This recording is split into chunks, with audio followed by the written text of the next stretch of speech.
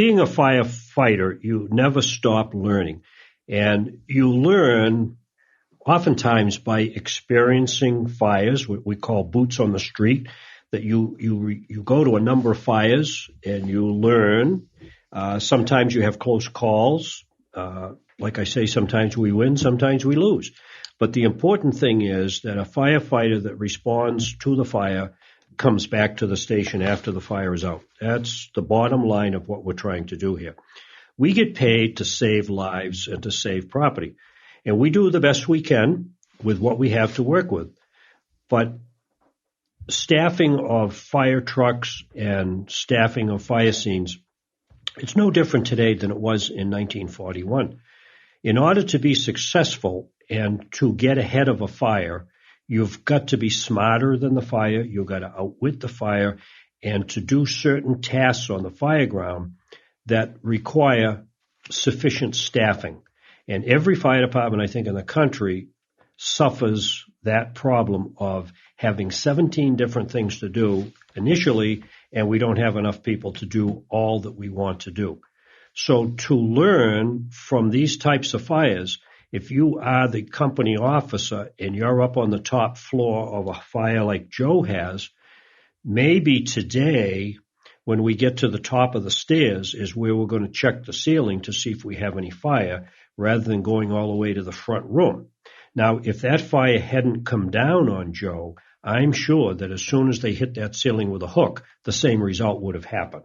So in this class that we do on fires in 2.5-story wood frames, we have found that there are so many similarities in these buildings and so many fires have caused injury to firefighters and firefighters have died in these fires that we want to educate younger firefighters that may not have experienced what Joe experienced to see what happened to Joe and see why it happened.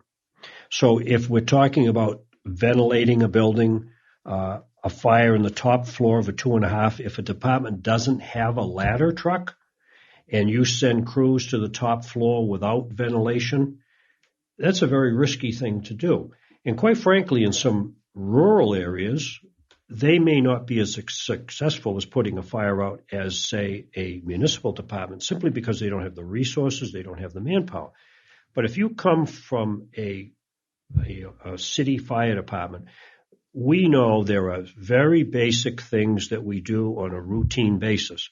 And if you understand why you do those things and what everybody's role is, we can eliminate serious injuries or deaths. But quite frankly, in Old Town America, like we see in the big cities, you're going to see hundreds and hundreds of buildings that are Strand theaters. Oh, yeah. There are large buildings with trusses. They're all over Old Town America.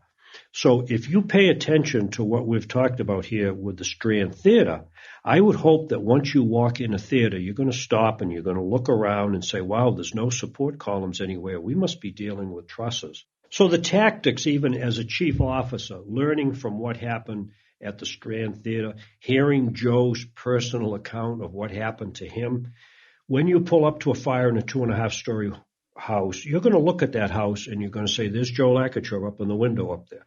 I got to get a ladder up to make sure that if those guys get trapped on the top floor, that not only do they have the back stairway, but they have a ladder to come down. And now we're talking about being a proactive driver, RIC, or outside truck company, softening the building for the firefighters inside.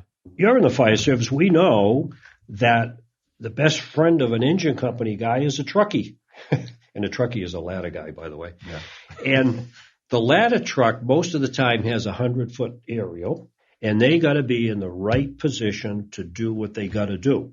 So when you pull into a building fire like we're talking, the ladder truck has priority. The ladder truck has certain duties to perform that are going to save lives, not only for firefighters that are going in the building, but civilians that are in the building. So these are the lessons that the ladder truck can't be parked 2 houses down the street. They got to be parked right in front of the building. They got to be proactive. They got to do what they got to do. And any fire department that is going to attempt to save buildings has to get inside of buildings. You're never going to save buildings by squirting water at a building from the outside. So when you look at the Strand Theater, the firefighters are very aggressive. They go in, they're doing things that they think are safe. Joe's case, they go into a 2.5-story wood frame. There's people on the first floor, the second floor. Joe's assignment was to the top floor. So the city departments are very aggressive guys. And again, when I want to get back to what I said a few minutes ago about how important it is that if you're going to be an aggressive interior firefighting force, you've got to have the right number of people on the fire ground to do the jobs.